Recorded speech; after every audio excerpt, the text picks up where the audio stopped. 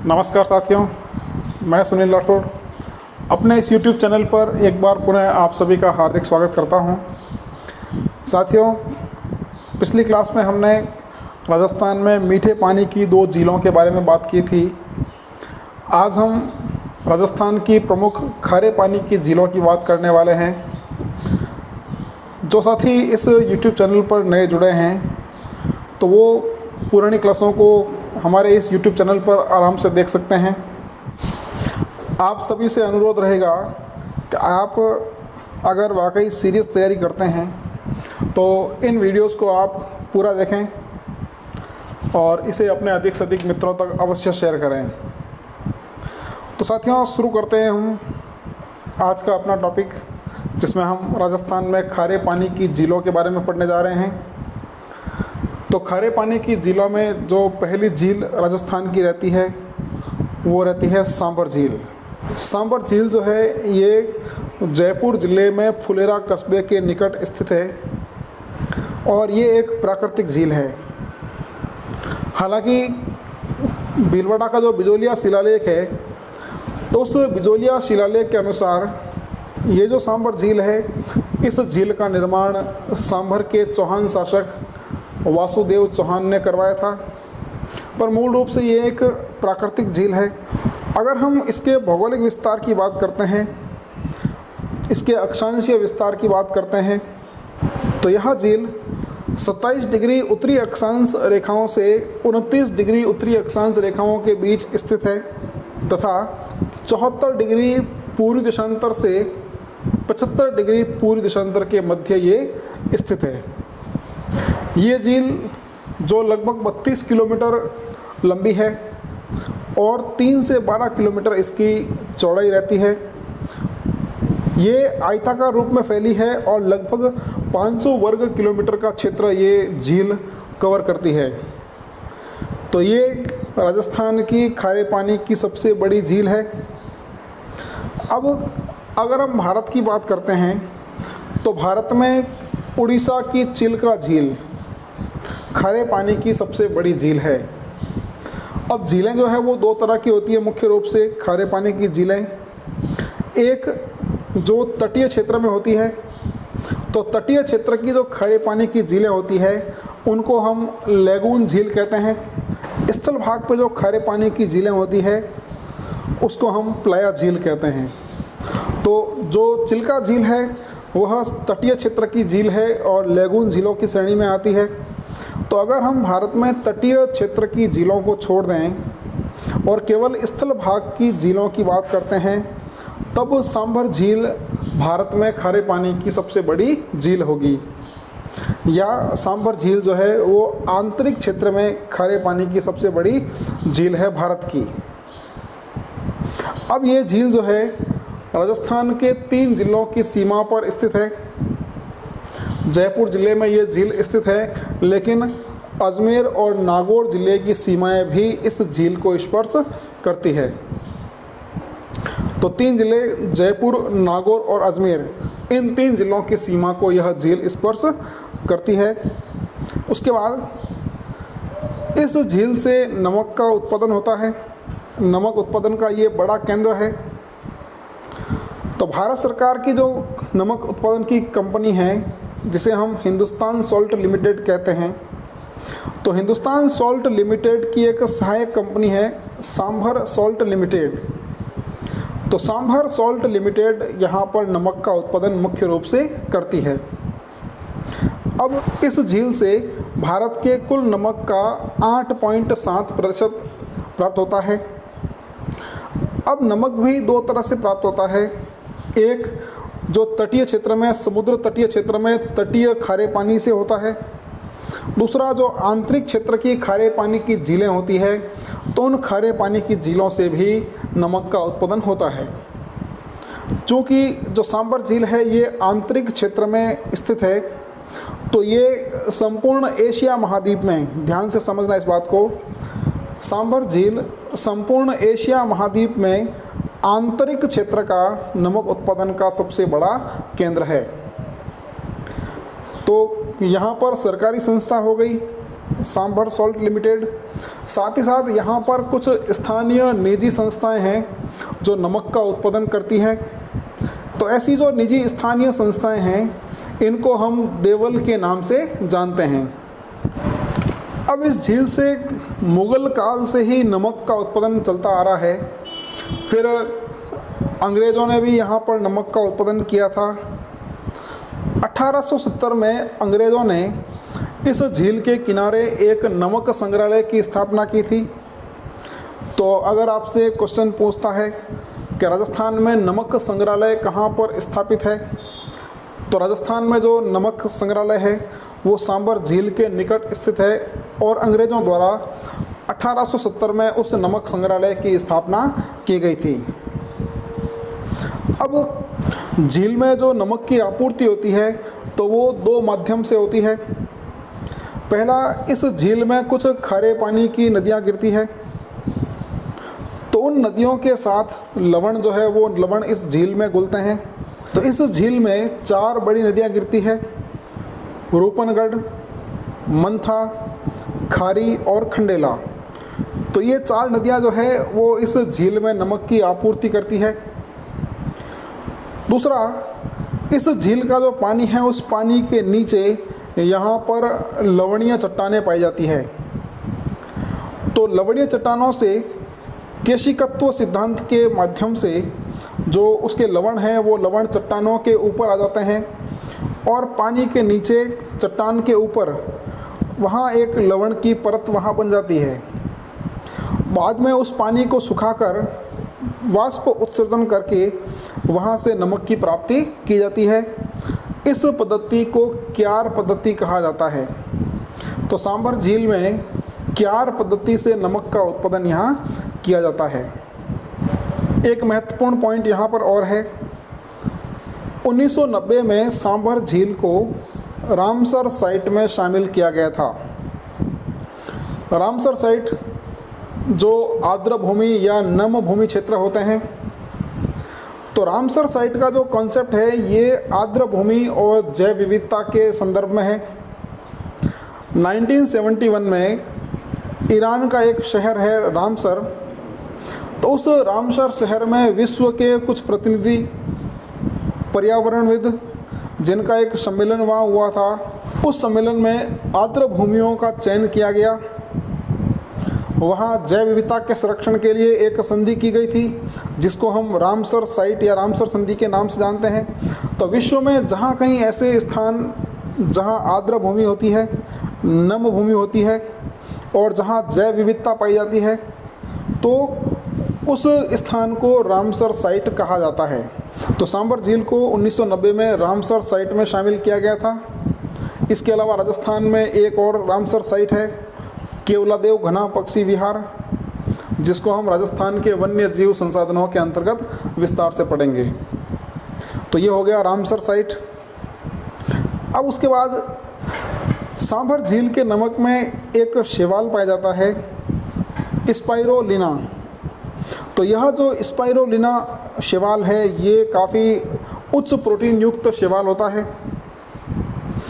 अब सांभर झील के निकट हम कुछ और पर्यटन स्थलों की बात करते हैं, कुछ महत्वपूर्ण स्थानों की बात करते हैं। तो सांभर झील के निकट शाकंभरी माता का मंदिर स्थित है।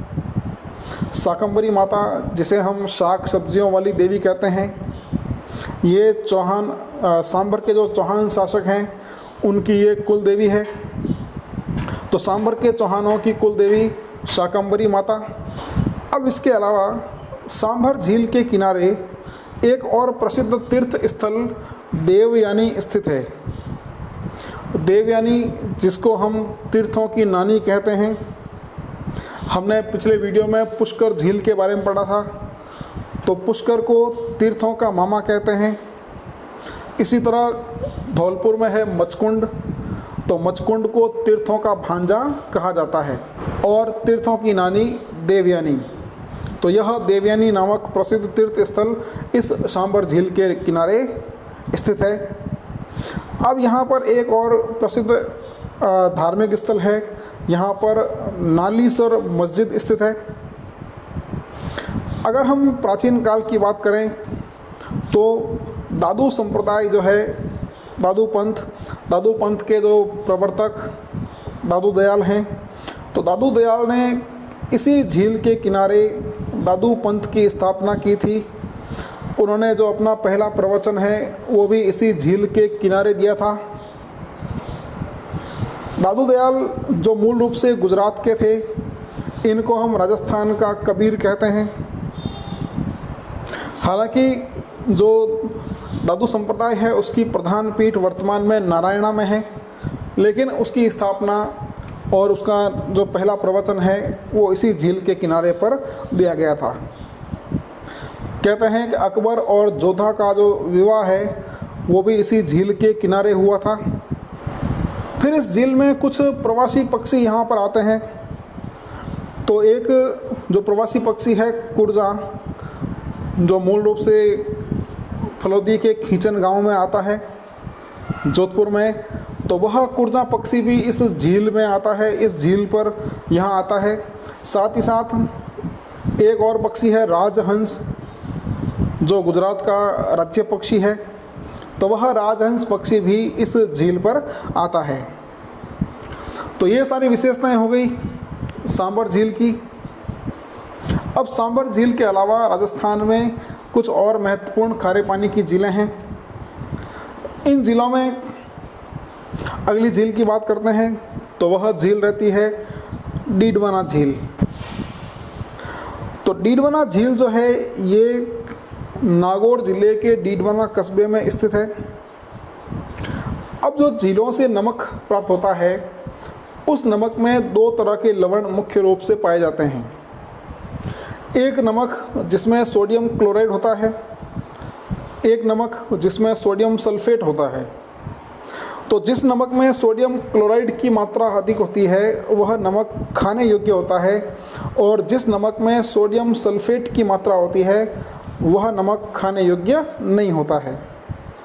तो डीडवाना झील का जो नमक है, इस नमक में सोडियम सल्फेट की मात्रा अधिक पाई जाती है। तो सोडियम सल्फेट की मात्रा अधिक होने के कारण यहाँ का नमक खाने योग्य नहीं है। अब यह नमक खाने योग्य नहीं है तो इस नमक का उपयोग कई तरह के उद्योगों में किया जाता है। इस नमक का उपयोग चमड़े को साफ करने में किया जाता है। इसका उपयोग रंगाई छपाई उद्योग में होता है। इसका उपयोग कागज़ बनाने में होता है। तो डीडवाना झील का नमक खाने योग्य नहीं है, इसका उपयोग कई सारे उद्योगों में किया जाता है। अब 1960 में यहाँ पर राजस्थान सरकार द्वारा एक महत्वपूर्ण उद्योग स्थापित किया गया था, जिसे हम राजस्थान स्टेट केमिकल वर्क्स या सोडियम सल्फेट संयंत्र कहते हैं। तो ये राजस्थान सरकार का एक महत्वपूर्ण संयंत्र है, महत्वपूर्ण उद्योग है, महत्वपूर्ण रासायनिक उद्योग है, जहाँ पर कृत्रिम रूप से सोडियम की प्राप्ति की जाती है। तो ये सवाल कई बार एग्ज़ाम में पूछा गया है, राजस्थान स्टेट केमिकल वर्क्स कहाँ पर स्थित है? तो यह डीडवाना में स्थित है और 1960 में इसकी स्थापना की गई थी। तो ये बात हो गई डीडवाना झील की। अब डीडवाना झील के बाद अगली झील रहती है वो है पचपदरा झील। तो पचपदरा झील जो है, यह झील बाड़मेर के बालोतरा कस्बे के निकट स्थित है। कहते हैं कि लगभग 400 वर्ष पूर्व एक व्यक्ति था पंचा भील। तो पंचा भील ने यहाँ की दलदल को सुखाकर इस झील का निर्माण कार्य करवाया था। तो इस झील का निर्माण पंचा भील के द्वारा करवाया गया था। अब ये जो झील है, इस झील के नमक में सोडियम क्लोराइड की मात्रा 98% तक पाई जाती है। यानी यह नमक बहुत अधिक खारा है और खाने की दृष्टिकोण से यह नमक सर्वोत्तम है। तो राजस्थान में सबसे खारा नमक पचपदरा झील से प्राप्त होता है। खाने की दृष्टिकोण से सबसे उत्तम ये नमक होता है। अब इस झील के आसपास खारवाल जाति के लोग निवास करते हैं और ये खारवाल जाति के लोग परंपरागत रूप से यहाँ से नमक का उत्पादन कर रहे हैं। और ये जो खारवाल जाति के लोग हैं, ये परंपरागत रूप से नमक उत्पादन करने में मोरली झाड़ी की टहनी का प्रयोग करते हैं। तो मोरली झाड़ी की टहनी का प्रयोग करके ये लोग, खारवाल जाति के लोग, यहाँ से नमक का उत्पादन करते हैं। अब यहाँ पर जो लवणीय पानी होता है, तो लवणीय पानी की क्यारियों को सुखाकर जो नमक तैयार किया जाता है, इस नमक को ब्राइन नमक कहा जाता है। तो पचपदरा झील के आसपास, पचपदरा झील के खारे पानी को, लवणीय पानी को क्यारियों में सुखाकर जो नमक यहाँ पर प्राप्त किया जाता है, इसको हम ब्राइन नमक कहते हैं। तो ये बात हो गई पचपदरा झील की। अब पचपदरा झील के अतिरिक्त राजस्थान में कुछ और खारे पानी की झीलें हैं। तो राजस्थान में इन 3 झीलों के अलावा महत्वपूर्ण खारे पानी की झीलें हैं। तो आगे की स्लाइड में हम एक बार उन सभी झीलों को देखते हैं।